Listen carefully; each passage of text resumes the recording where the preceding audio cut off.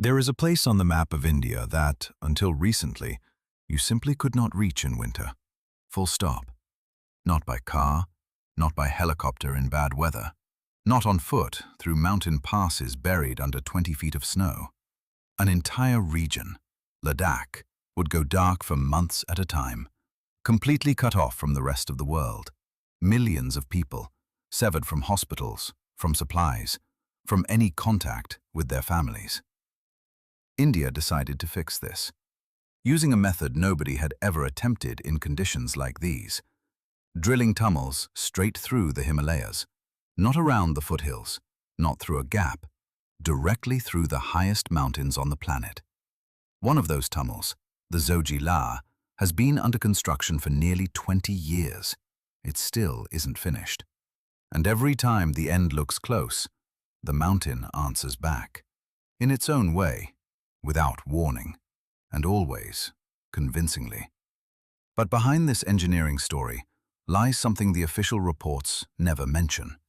Beneath the mountains being drilled are traces of civilizations that were solving the exact same problem thousands of years ago, using completely different methods.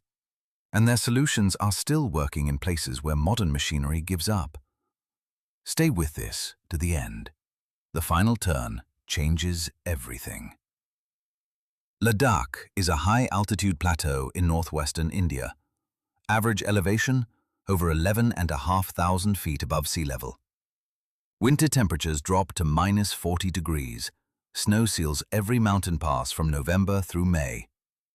Until 2019, the only road connecting Ladakh to the rest of India crossed the Zoji La Pass at nearly 12,000 feet. Every winter, that pass closed, sometimes without warning. A convoy of supply trucks could find itself trapped on the road for days. But here's what most people don't know about Ladakh.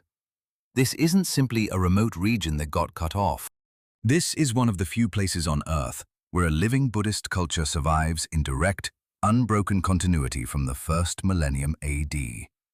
Monasteries here are over 1,000 years old.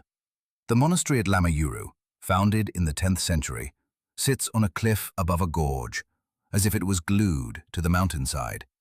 Monks have lived there for centuries, almost entirely isolated from the outside world for much of every year. And they did not consider that isolation a problem. They considered it a condition. A necessary condition for a particular way of life that simply cannot exist under constant connection to the outside world. When India announced it was building a tunnel, some monasteries responded with something more complex than celebration. Not because they opposed progress, but because they understood something the engineers didn't put in their reports. The tunnel wouldn't just change the logistics, it would change the character of the place itself. The Zoji La is not simply a mountain pass. It is a boundary between two worlds.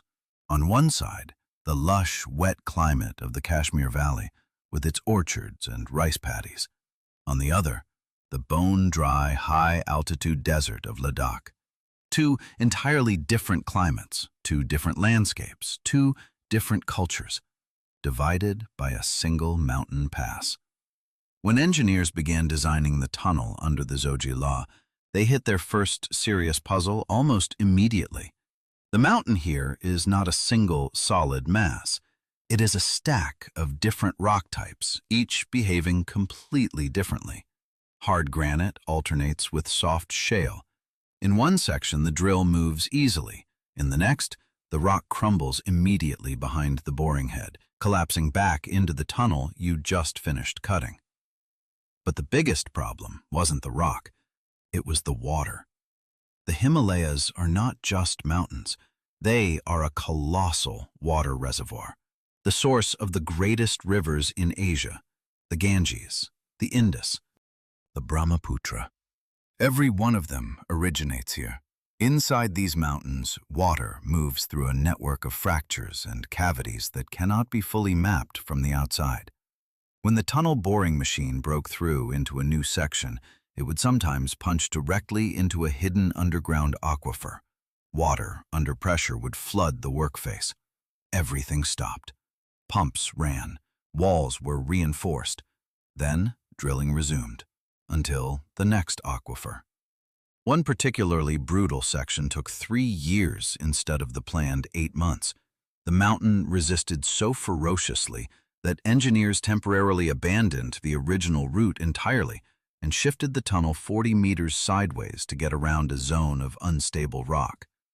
While modern engineers were fighting the mountain, researchers made a quietly remarkable discovery in the historical archives. The area around the Zoji La Pass has been traversed by a system of trails for over 1,000 years. This was part of the Silk Road, one of the routes along which silk, spices, and precious stones moved between China, Central Asia, and India. Merchants crossed this pass with their goods loaded on yaks and horses. Here's the extraordinary part.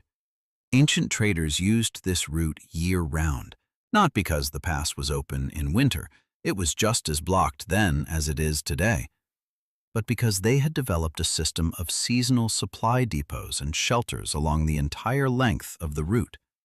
A chain of caravanserais, rest stops with food and fodder for animals, allowed travelers to wait out the worst of the weather, breaking the journey into manageable sections. When engineers mapped the locations of these ancient caravanserais, they found something that stopped them mid-conversation. The rest stops were positioned precisely at the points where the mountain naturally shelters travelers from wind and avalanche. Through centuries of hard-won experience, merchants had identified the most protected spots along the route with an accuracy that would impress a modern meteorologist. Several of those ancient shelter points lined up almost exactly with the locations where the tunnel engineers had independently chosen to place emergency exit shafts. Coincidence? Or 1,000 years of accumulated knowledge encoded into the geography of a trade route? In 2017, while the Zoji La tunnel was still years from completion, India opened a different tunnel in the same region, the Banihal-Kazigund. It connected the Kashmir Valley to the rest of the country by rail. For the first time in history, a train arrived in Kashmir. The reaction from locals caught the project planners completely off guard. For weeks, crowds gathered at the station, not to travel anywhere, just to watch the train. People brought their elderly relatives who had never seen a locomotive in person. This was not a transport moment. It was a cultural moment. The economic consequences, though, turned out to be surprising in a harder way. Local traders who had spent decades making their living by hauling goods into remote mountain areas by truck, the people whose entire business model was built around the region's isolation, suddenly found themselves competing with rail freight. A way of life that had sustained families for generations stopped working within a few months. The tunnel didn't just connect two places. It altered the economy, the habits, and the daily reality of people who never set foot inside it and live hundreds of kilometers from its entrance. The Zoji La is not the most difficult tunnel in India's Himalayan program. The hardest one is still being built. The Sela Tunnel in the state of Arunachal Pradesh. Sela sits at an elevation of nearly 13,700 feet.